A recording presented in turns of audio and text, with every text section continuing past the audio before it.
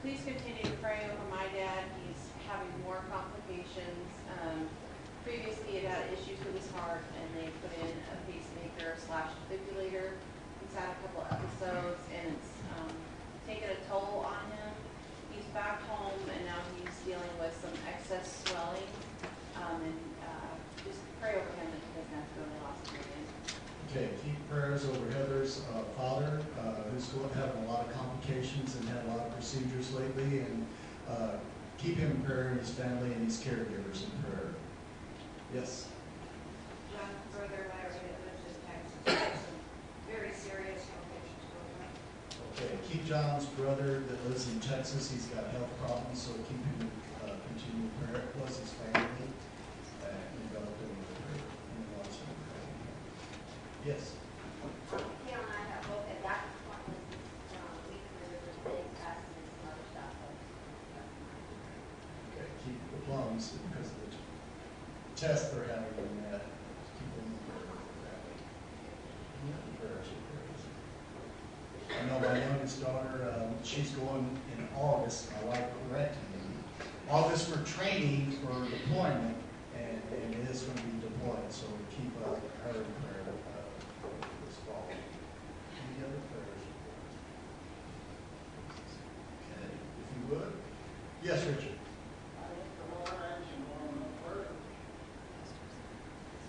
The Lord answers all of his prayers and keep Richard going, and we're glad to have him here. If there's not any other, you may remain seated. Desi's going to sing a special while we're there, and then I'll say a prayer afterwards as soon as she sings.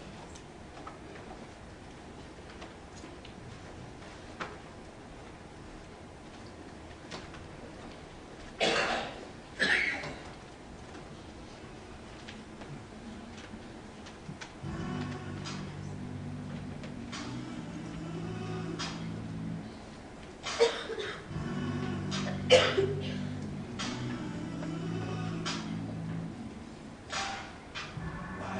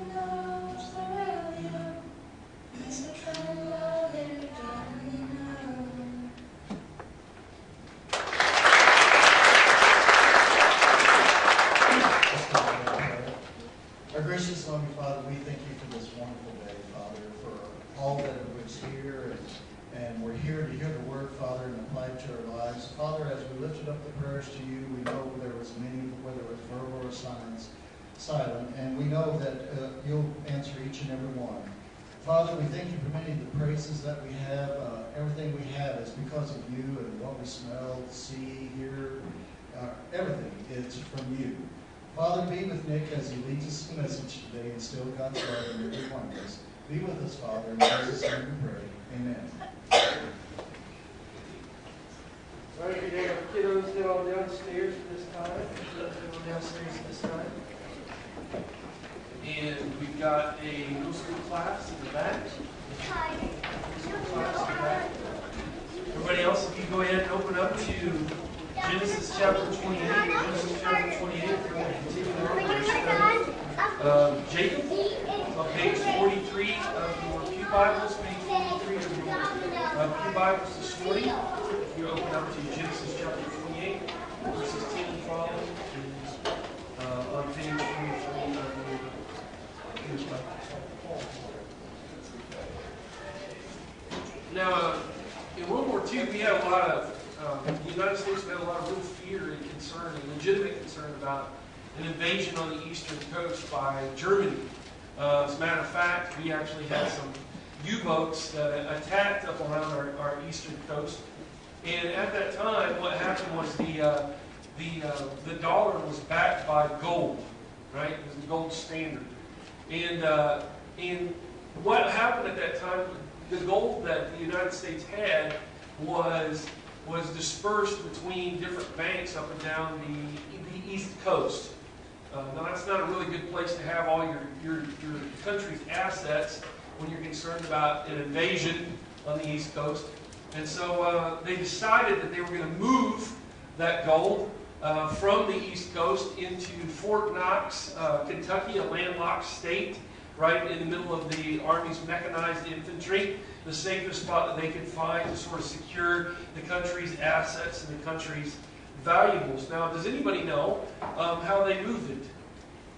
How they moved it from the different banks up and down the east coast to Fort Knox? Through the mail. That's right. You got it. Through the mail. Moved it through the mail. Can you believe that? Moved it through the mail. They put it on trains, mail trains. They didn't have but just one or two extra armed guards on that. You know, the gold that equivalent today would be in the billions. They went and did that. And the reason, the thinking was at that time was, look, is that nobody was going to believe that something so valuable would be on something like a common mail service, be part of a common mail service. You know, there's just treasure hiding in the middle of the mail. Nobody thought. You know, if you know a little bit about Charlie Chaplin, Charlie Chaplin was not only a character on screen, he was a character off screen. And one thing, story I like about Charlie Chaplin was that he entered a Charlie Chaplin look-alike contest and lost. Yep, and he lost. And you can't blame the people for not picking him out of the crowd, because who would have thought that Charlie Chaplin would be among common people? You know, would be among common people. Me and my wife, we don't do this anymore.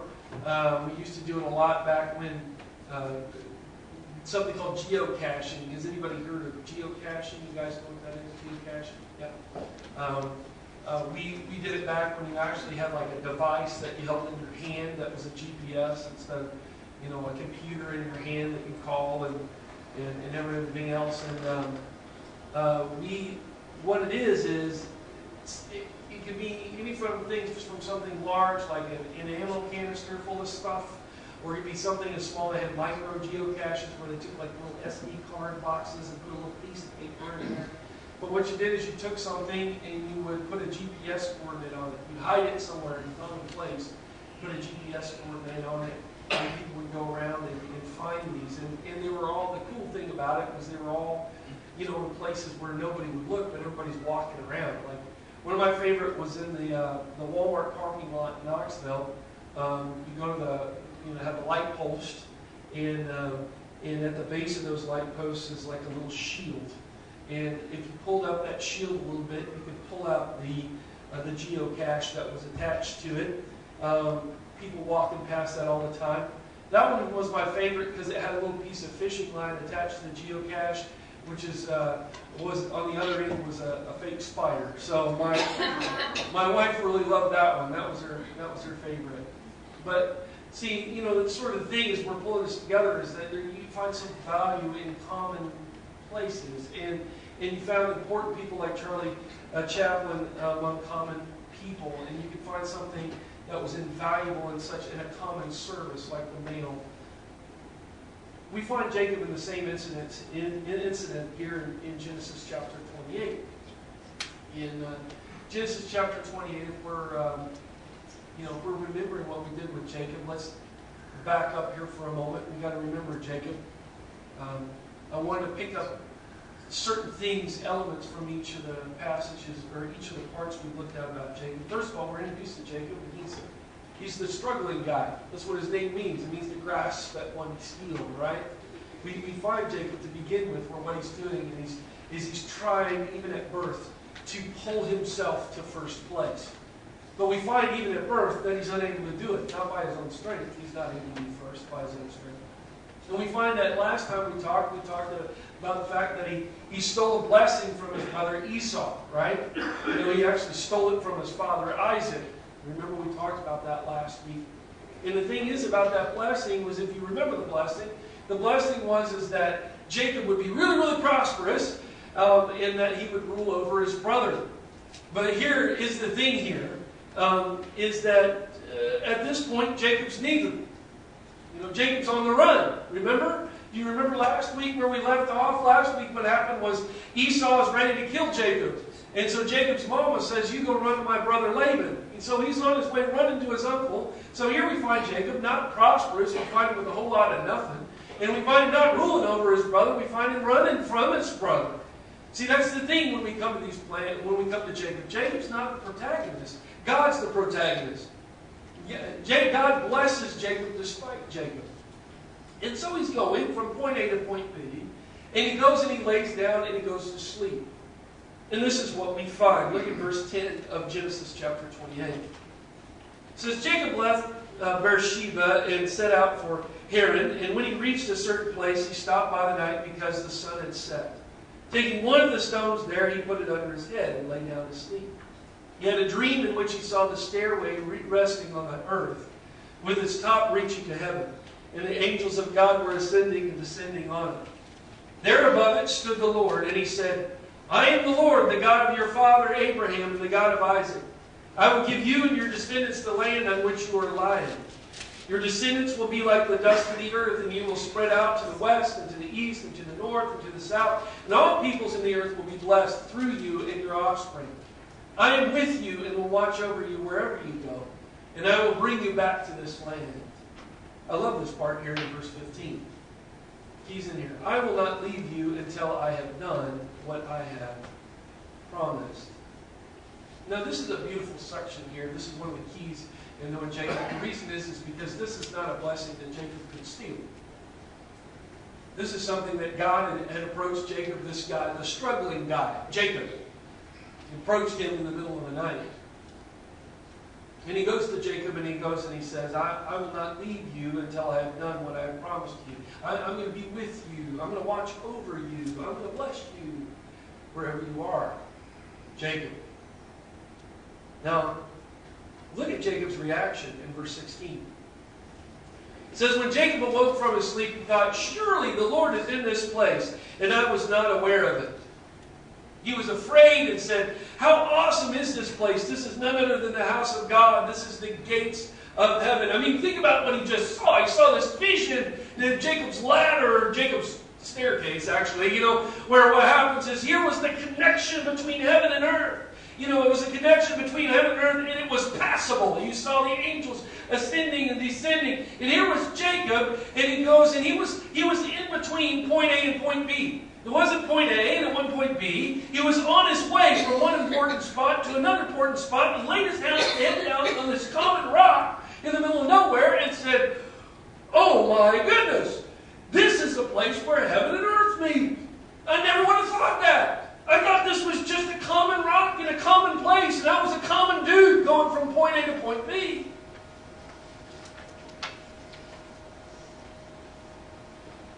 love Jacob's surprise.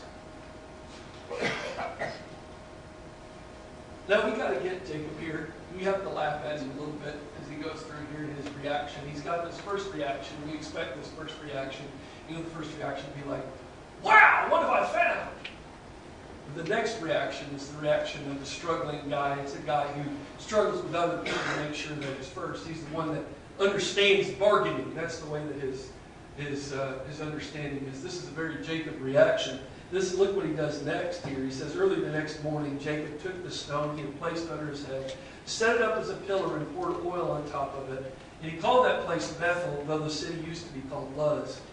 And then Jacob made a vow, saying, if God will be with me and will watch over me on this journey I am taking, and will give me food to eat and clothes to wear, so that I return safely to my father's household, then the Lord will be my God, and this stone that I have set up as a pillar will be God's house, and all that you give me, I will give you a tent.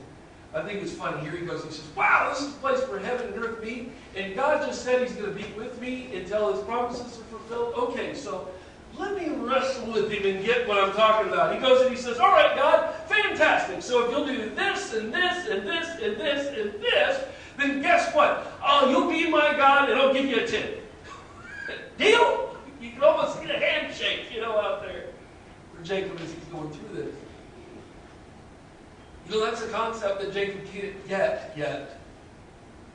The concept that God would bless him because God is gracious.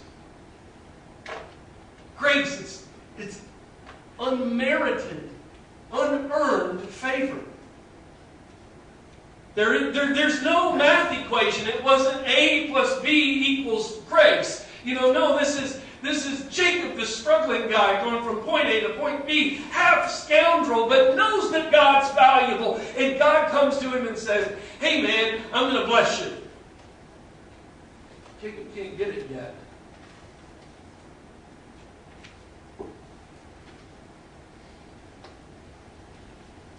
This is part of the sermon for next week, and we'll be taking a look at this more next week, but how do we approach God?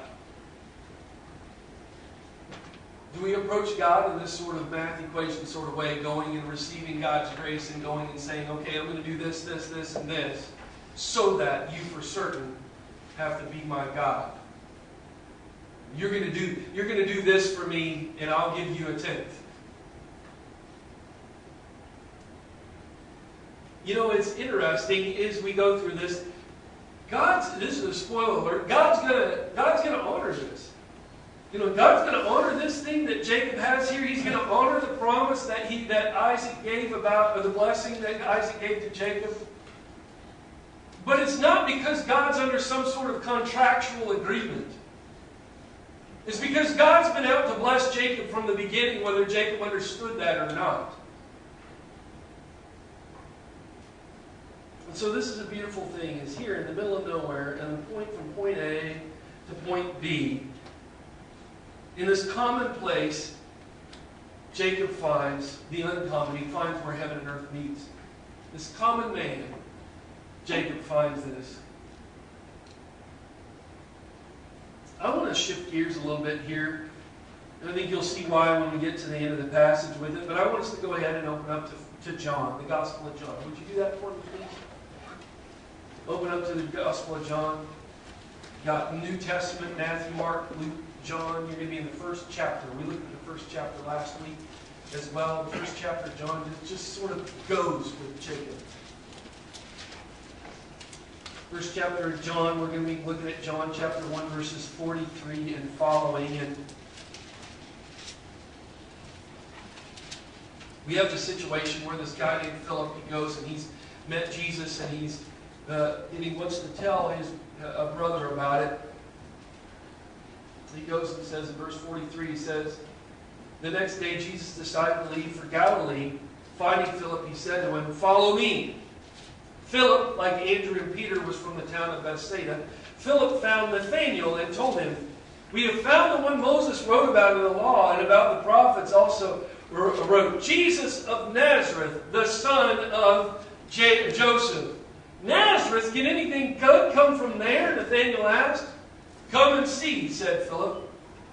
I think that's great. Philip comes and runs up to Nathanael and says, look, man, I got to tell you, we found the one that it's in the Old Testament. We found this guy, this uncommon guy. His name's Jesus. And you won't believe where we found him. We found him. He's from Nazareth. And his daddy, we know his daddy. His daddy's the carpenter Joseph.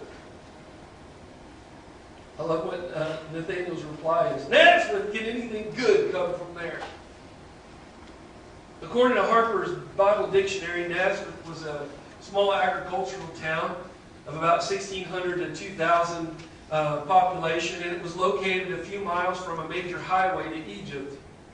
Never mentioned in the Old Testament or other Jewish religious writings. You know, Nazareth was just, it wasn't A or B. It was just that point between A and B.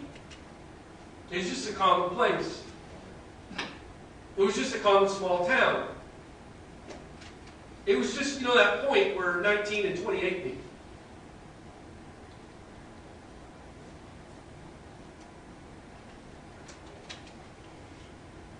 Verse 47, it said, when Jesus saw Nathanael approaching, he said of him, here's a true Israelite in whom there is nothing false. How do you know me? Nathanael asked. Jesus answered, I saw you while you were still under the fig tree before Philip called you. Then Nathanael declared, Rabbi, you are the Son of God. You are the King of Israel. See, Jesus had seen Nathanael in his common place. I don't know what was going on underneath the fig tree, but to Nathanael, only God himself would know. It was Nathanael's common place, and he found out that God met him there. Verse 50, it said, Jesus said, you believe because I told you I saw you under the fig tree.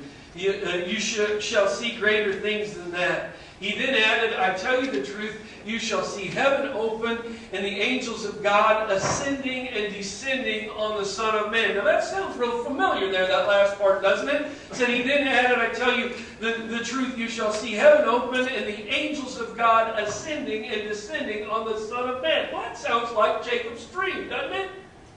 What was it in verse 12 of chapter 28 of Genesis? Didn't he say he had a dream in which he saw a stairway resting on the earth and its top reaching to heaven, and the angels of God were ascending and descending on it? And so Jesus goes to them and he says, I tell you the truth. In Greek, that's plural. He says, he's Southern. He says, I'm telling y'all the truth. I'm telling you all the truth. You shall see heaven open. The word for that is perfect passive in Greek. It means it opens and stays open. You're going to see the heavens, y'all are going to see the heavens open and stay open. The gates are going to be open to heaven. And you want to know what the link is? Well, Jesus says the link is me. You see angels ascending and descending on the Son of Man. See, the deal is that Jacob, he wouldn't sleep on a rock in the middle of point A and point B. And he woke up and he said, in this common place, this is where heaven and earth meet. And Nathanael said, who can't be the Messiah? He's from Nazareth. And he's the son of Joseph. But what he found was in Jesus Christ, that in that common place, among those common people, found where heaven and earth met. Jesus is where heaven and earth touch, where they meet. He's the path by which God comes to us, and we go to God. I mean, do you see how unique and significant that is? That there's no other place on earth for the two to meet. I love what Jacob said, when he woke up from his sleep. He said, surely the Lord is in this place, and I was not aware of it. He was afraid and said, how awesome is this place? This is none other than the house of God. This is the gate of heaven. The rock Jacob laid his head on, he didn't know God was in that place, and that a common place like church should matter is beyond most people. But it's the place where we come to meet Jesus. It's the place where heaven and earth touch. I want to read you a little excerpt from this book. It's called Screw Tape Letters. It's by C.S. Lewis.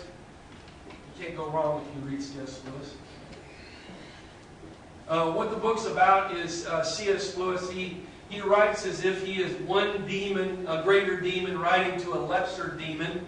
And he's writing to this lesser demon to give the lesser demon tips on how to tempt a particular man in the story here.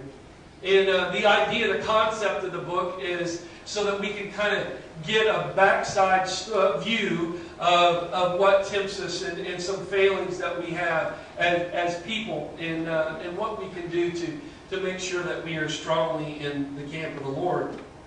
And anyway, this greater demon, speaking this lesser demon, he starts out by this. He says, one of your great allies at present is the church itself. Do not misunderstand me. I do not mean the church as we see her spread out through all of time and space and rooted in eternity, terrible as an army with banners. That, I confess, is a spectacle which makes our boldest tempters uneasy. But fortunately, it's quite invisible to these humans.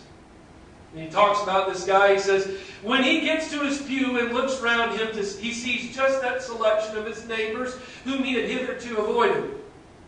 You want to lean pretty heavily on those neighbors. Make his mind flit to and fro between an expression like the body of Christ and the actual faces in the next pew. Matters very little, of course, what kind of people that next pew really contains. You may know one of them to be a great warrior on the enemy's side. No matter. Your patient thinks to our Father below is a fool. Provided that any of those neighbors sing out of tune or have boots that squeak or double chins or odd clothes, the patient will quite easily believe that their religion must therefore be somehow ridiculous. Never let it come to the surface. Never let him ask what he expected them to look like.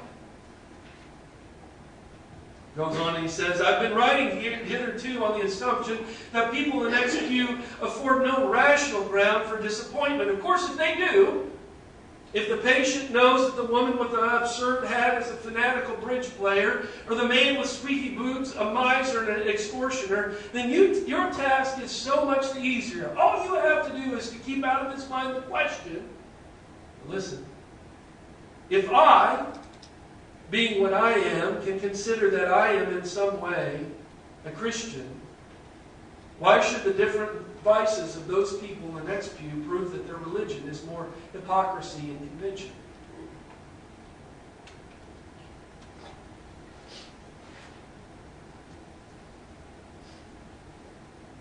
You know, like you take really valuable stuff and you stick it on the mail train. The most valuable person can be found here in this church, Jesus Christ. That this place right here is where heaven and earth meet. That the people that you are sitting next to and looking at around here are eternal beings. One way or another, they're eternal. The people that you laugh with and have joy with, the people that you cut down, these are eternal beings. That what you've got right now, right here, is the beginnings of relationships that don't just last a lifetime, they last for eternity. That here in this common place, this is the place where heaven and earth meet. And it's because that Jesus can be found here. Now, what's the application? Application is super simple. It is super, super simple. Here's Philip. Philip has found Jesus Christ. He's found the one Moses talked about. He's found the Messiah. And he's going to tell his brother Nathaniel. And his brother Nathaniel is skeptical. And so what is Philip's reply? Come and see.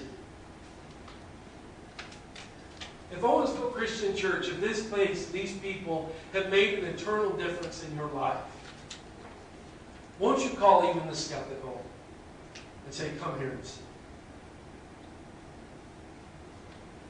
Our praise team is going to come forward at this time, and they're going to send an invitation. And this is the invitation. The thing is we've got, over here, we've got some common tap water. It's just common tap water in a common baptistry. But on this common Sunday, what we ask you to do is we ask you to come forward and we ask you to meet heaven. We ask that you come forward. That the thing is that Jesus has promised that in this place, in this common place of baptism, that He will meet you. Won't you do that on this common Sunday? Won't you come forward? Won't you confess Jesus as your Lord and Savior? And won't you be baptized and receive the uncommon? Won't you be baptized and receive the forgiveness of sins and the gift of the Holy Spirit? Won't you come forward this morning as we sing? Let's stand together as we sing.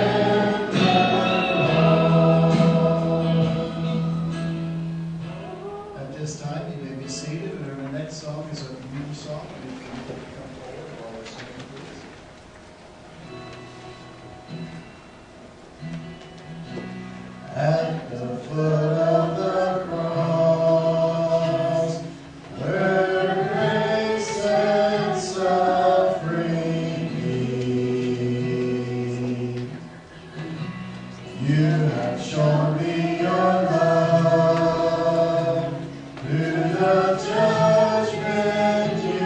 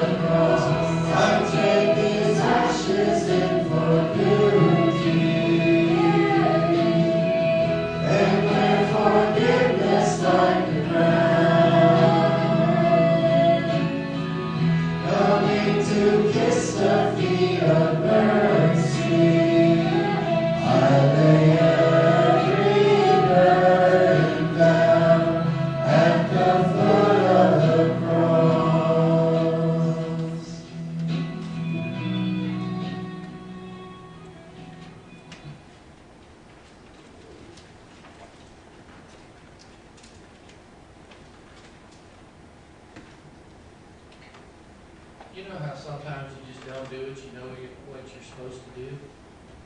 Like you sit down in a pew instead of turning the sound system back on? That was me this morning, I apologize. Last night Patty drove me to Rosebud for the Rosebud fireworks. And we sat down underneath the water tower. And if you know where they're shot off from, it was pretty cool seats. My neck's a little stiff this morning. And it was fun watching people scatter when a little stray went sideways. He got nailed in the head by a shrapnel. It was awesome. But we were celebrating our freedom, weren't we? 4th of July, Independence Day, we celebrate our freedom. The Bible talks about different freedom. Freedom from sin, freedom from death, freedom from damnation. We're going to read from Galatians chapter 5. Starting in verse 13. You, my brothers and sisters, were called to be free. But do not use your freedom to indulge the flesh. Rather serve one another humbly in love. For the entire law is fulfilled in keeping this one command. Love your neighbor as yourself.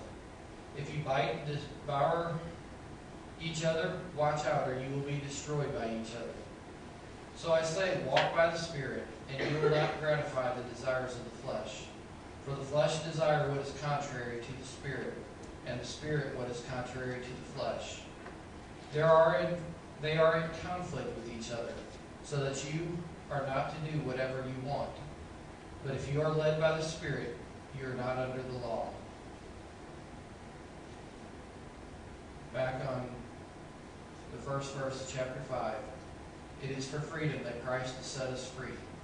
Stand firm then, and do not let yourselves be burdened again by a yoke of slavery. As we pass this plate, and we take this bread, we take this cup, Jesus Christ set us free from the penalties of our sin. That's true freedom. That's a freedom we need to celebrate. That's freedom we celebrate this morning. Let's pray. Father in heaven, we thank you so much for the gift of Jesus Christ. We thank you so much for the obedience that took him to the cross. Father, we pray for your strength so that we may enjoy that freedom. But we may not serve our flesh, but we will be able to serve you with that freedom.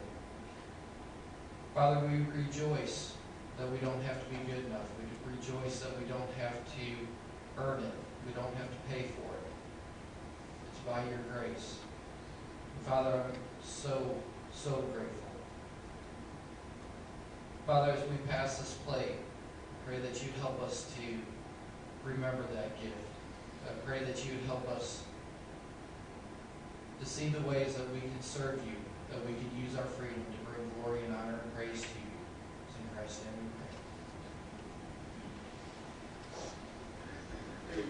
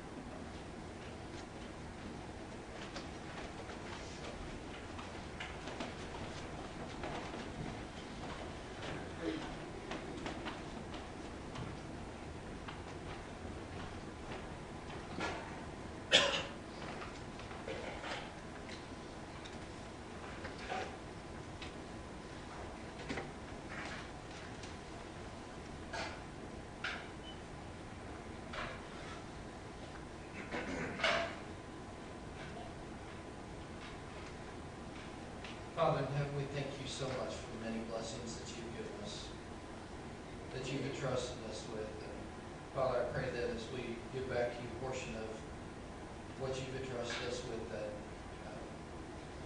you would continue to bless us. We pray that you would give the leadership wisdom and knowing how to best serve you with your gifts. It's in Christ's name we pray. A couple of extra announcements than what's going to come up.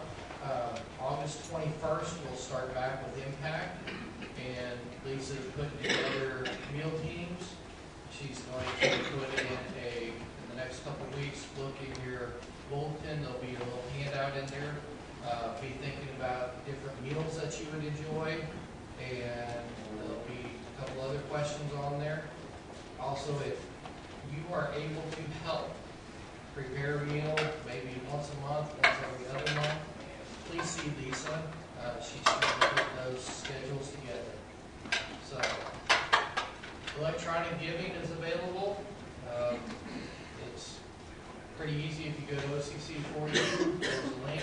You can get to everything on there. Christian Day at the Cardinals game, July 14th. Talked to John Gaska. He just snuck out of the room. I know he was talking about taking the bus, so if some of you want to ride together, make sure to seek him. Christian Summer Camp at High Hill.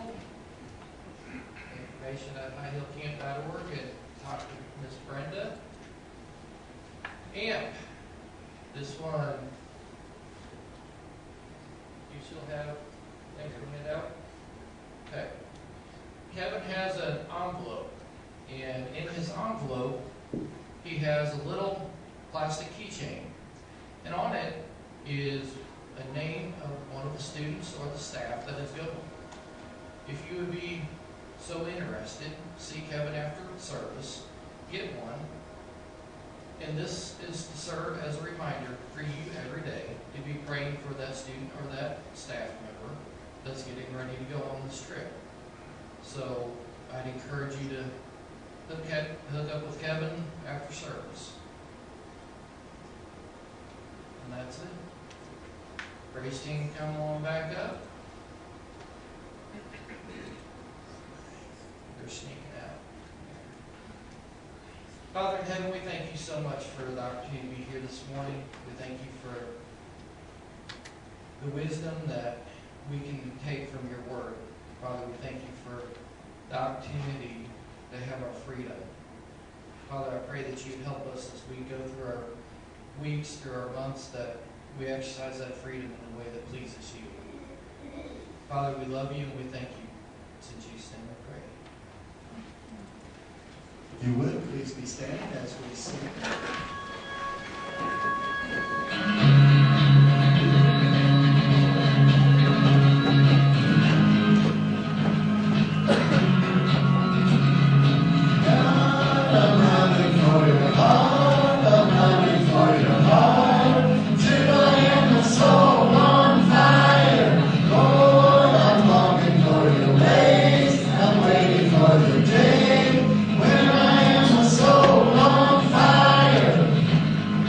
Till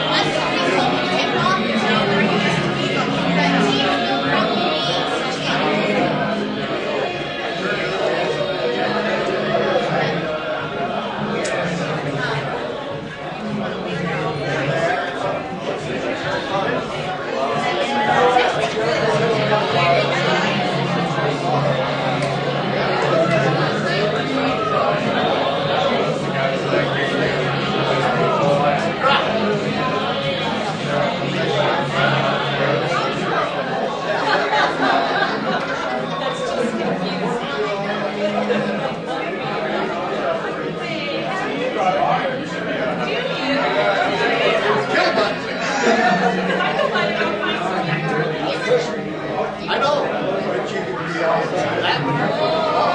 It's another picture. That buzz was, yeah. There's one of them that does that. It takes me long to figure out what it is. You click on that, yeah, it buzzes. No, well, it's not. I think it's.